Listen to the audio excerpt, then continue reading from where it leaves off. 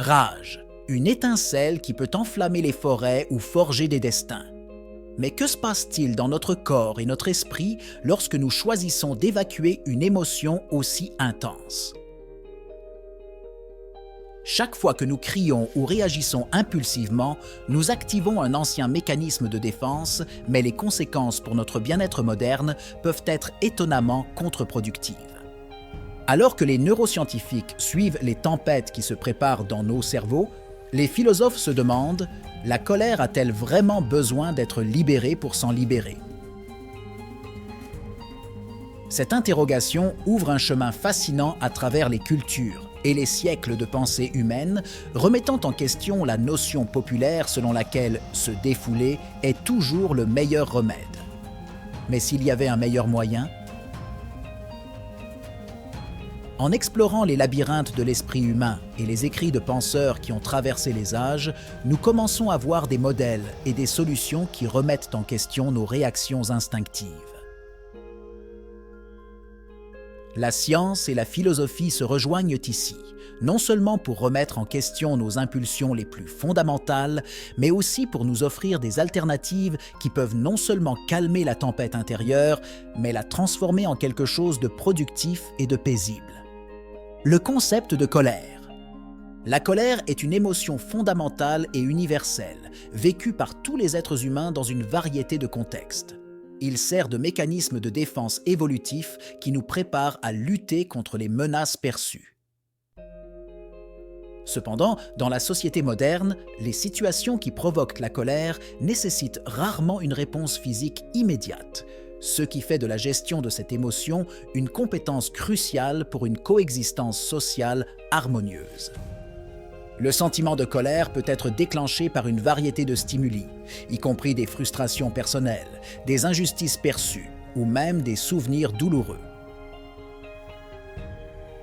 L'intensité de la colère peut aller d'une légère irritation à une fureur intense. Comprendre ses causes et ses manifestations est essentiel pour apprendre à le contrôler efficacement, en évitant les conséquences négatives pour l'individu et son entourage. Bien que la colère soit souvent considérée comme une émotion négative, elle peut aussi être une indication importante que quelque chose doit changer.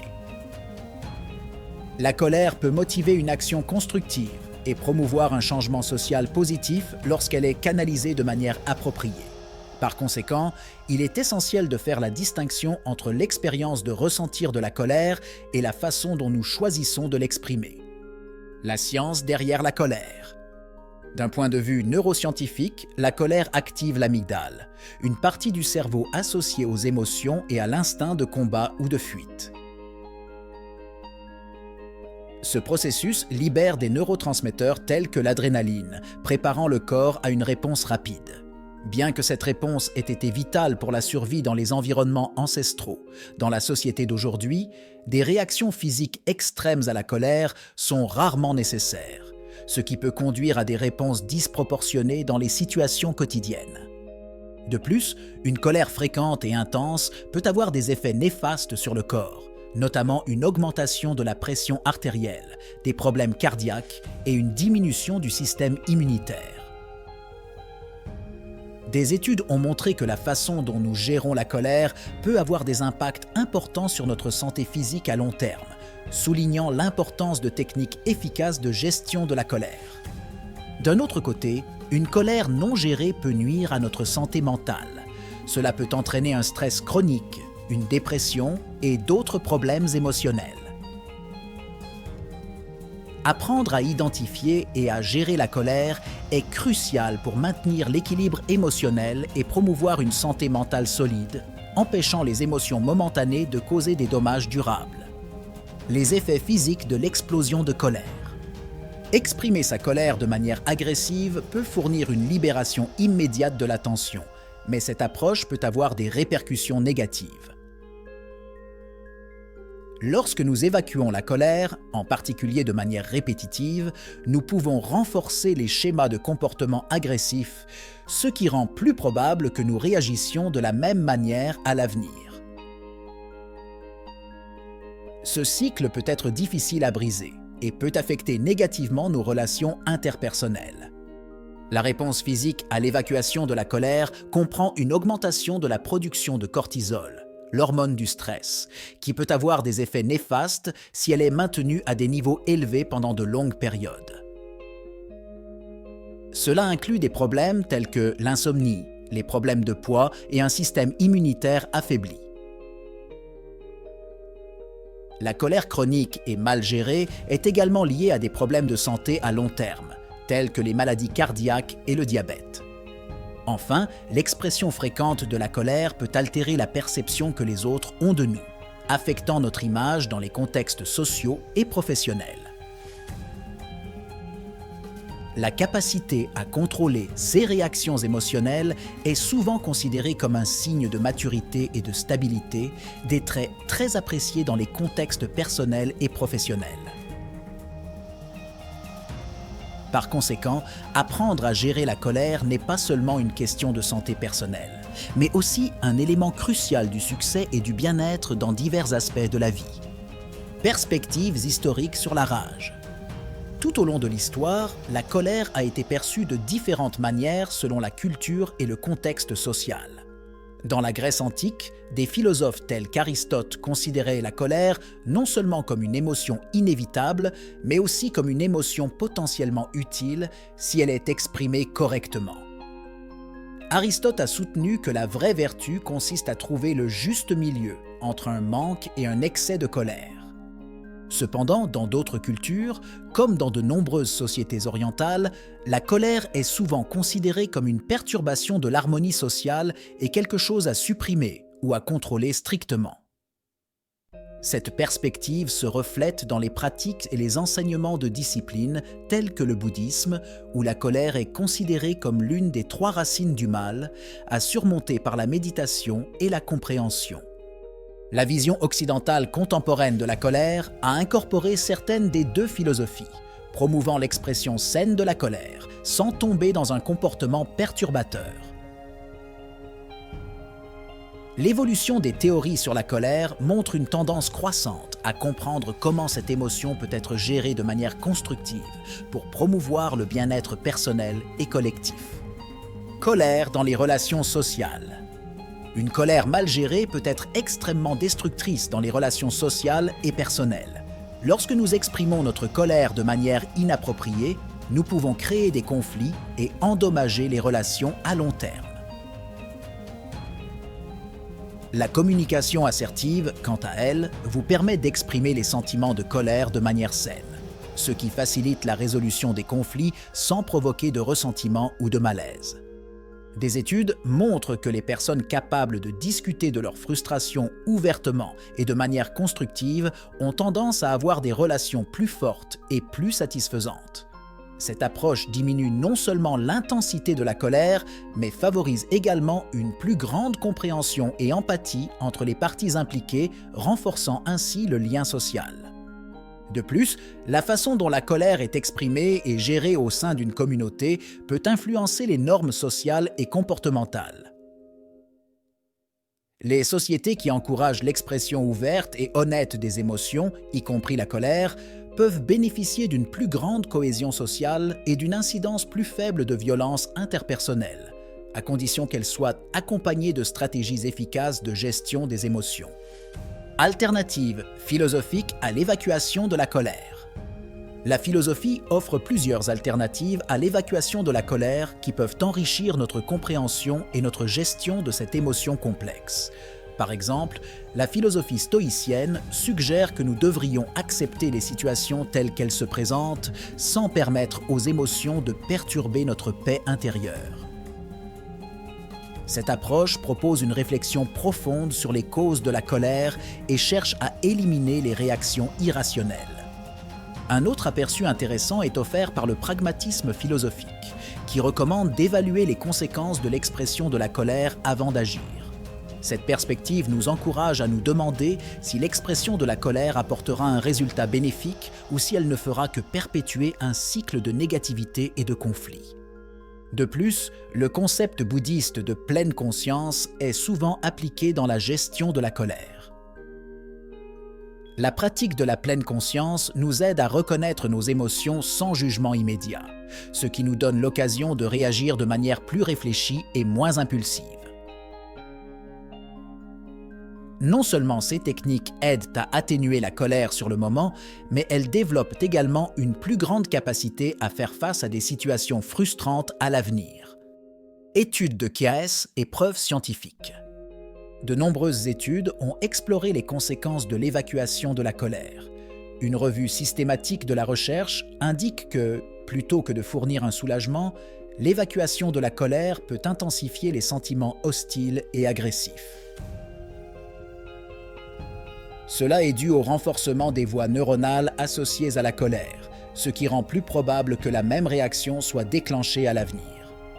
De plus, la recherche suggère que la ventilation ne s'attaque souvent pas aux causes sous-jacentes de la colère. Par exemple, dans les environnements de travail, les explosions de colère peuvent temporairement faire taire des collègues ou des subordonnés, mais de tels comportements peuvent provoquer du ressentiment et réduire la productivité à long terme, nuisant au moral et au climat organisationnel.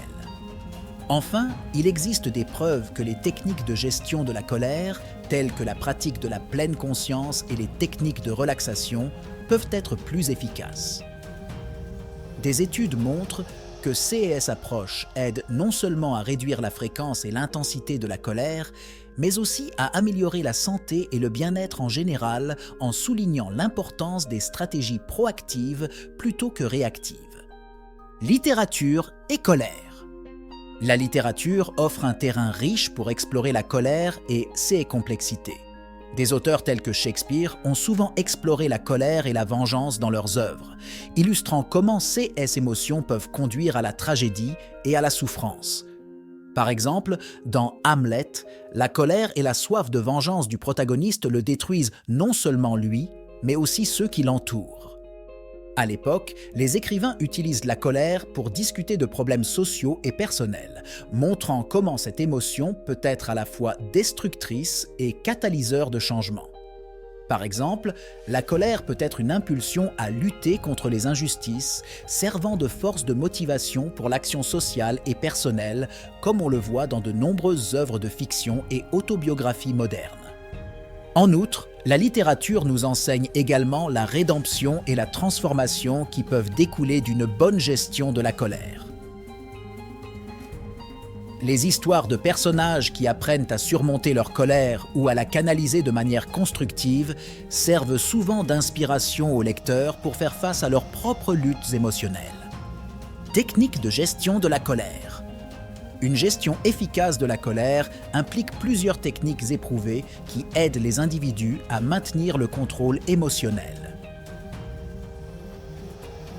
Des techniques de respiration profonde et de relaxation sont souvent recommandées pour calmer le système nerveux et réduire l'intensité de la réponse émotionnelle immédiate à la colère.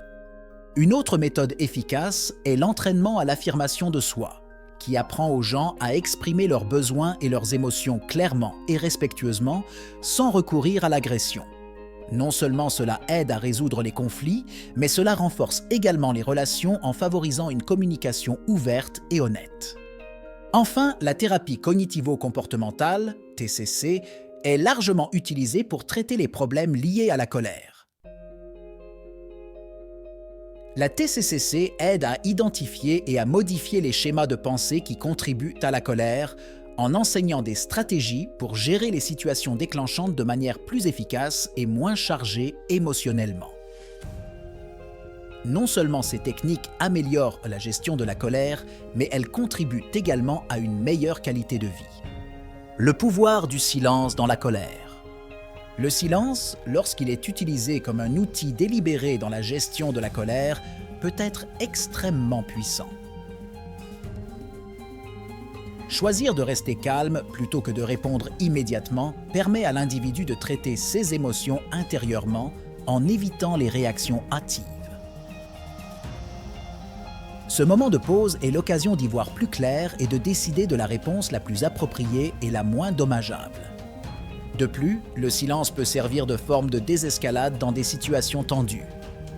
En refusant d'alimenter le cycle de la colère avec des mots ou des actions plus agressifs, vous réduisez le risque d'escalade du conflit. Non seulement cela aide à maintenir la dignité personnelle, mais cela peut également modifier la dynamique d'une interaction, encourageant les autres personnes impliquées à réfléchir à leur propre réaction. Enfin, le silence est souvent interprété comme une expression de contrôle et de force. Dans les cultures où l'expression vocale de la colère est considérée comme une perte de contrôle, garder son sang-froid et réagir calmement peut être particulièrement efficace. Cela véhicule une image de maîtrise de soi et de maturité, des éléments qui sont valorisés dans les contextes personnels et professionnels. Impact de la colère sur le lieu de travail. Au travail, une colère mal gérée peut avoir des conséquences importantes. Des études de KIAS montrent que les accès de colère créent non seulement un environnement de travail hostile, mais peuvent également réduire le moral du personnel, réduire la productivité et même augmenter le roulement du personnel. Les gestionnaires et les dirigeants qui expriment fréquemment de la colère peuvent être perçus comme moins efficaces, ce qui compromet le respect et l'autorité. D'autre part, la colère sur le lieu de travail, lorsqu'elle est exprimée de manière constructive, peut être un signe important de problèmes sous-jacents qui doivent être abordés, tels que des processus inefficaces ou une injustice perçue. Dans ce contexte, reconnaître et traiter les causes de la colère peut conduire à des améliorations significatives des pratiques de travail et de l'environnement organisationnel. De plus, les programmes de formation à la gestion de la colère sont de plus en plus courants dans de nombreuses organisations. Ces programmes aident les employés à développer des compétences pour gérer efficacement la colère, favorisant ainsi un environnement de travail plus harmonieux et productif. Investir dans de tels programmes démontre un engagement envers le bien-être des employés et peut avoir un retour positif significatif en termes d'engagement et de performance. Démystifier les mythes sur la colère. Un mythe courant est que l'évacuation de la colère est toujours saine et nécessaire à la libération émotionnelle. Cependant, la recherche scientifique suggère que dans de nombreux CA, évacuer la colère peut renforcer les comportements agressifs et augmenter les sentiments de colère au fil du temps, plutôt que de les diminuer. En effet, l'acte de se défouler amplifie souvent l'émotion de colère plutôt que de l'atténuer. Un autre mythe est que la suppression de la colère est invariablement nuisible. Bien que la répression continue puisse entraîner une mauvaise santé et un mauvais bien-être, il est essentiel de faire la différence entre la répression et le contrôle conscient.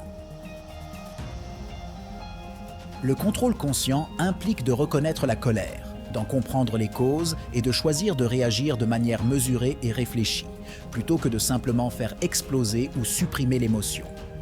Enfin, pour dissiper le mythe selon lequel la colère est une émotion complètement négative, il est important de reconnaître que la colère peut aussi être un moteur de changement positif. Lorsqu'elle est canalisée correctement, elle peut être un catalyseur pour résister aux injustices ou motiver des améliorations personnelles ou sociales. Par conséquent, apprendre à gérer efficacement la colère est crucial pour exploiter son potentiel constructif. Alors que nous perçons les mystères de la colère à travers une lentille scientifique et philosophique, une vérité ressort. Exprimer la colère de manière traditionnelle n'est peut-être pas la solution que nous pensions. Plutôt que d'apaiser la tempête, la ventilation l'alimente souvent, renforçant un cycle qui peut être nocif non seulement pour nous-mêmes, mais aussi pour tous ceux qui nous entourent. Cette découverte nous met au défi de repenser non seulement la façon dont nous gérons la colère, mais aussi la façon dont nous transformons ce sentiment puissant en quelque chose qui ne nous submerge pas. Et si, au lieu de laisser la colère nous contrôler, nous apprenions à la contrôler ?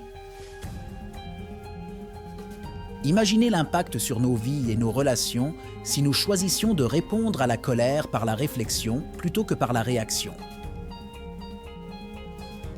Les outils sont à portée de main, enseignés par des siècles de sagesse philosophique et confirmés par les progrès scientifiques. La question est de savoir si nous sommes prêts à les utiliser. Je vous invite à continuer d'explorer, à remettre en question vos propres expériences de la colère et à envisager de nouvelles façons de traiter avec ce vieil adversaire. Le voyage de la connaissance de soi est sans fin, et chaque pas que nous faisons pour comprendre nos émotions les plus profondes enrichit non seulement notre propre vie, mais aussi celle de ceux qui nous entourent. Quel changement êtes-vous prêt à faire pour transformer votre rage d'ennemi en allié ?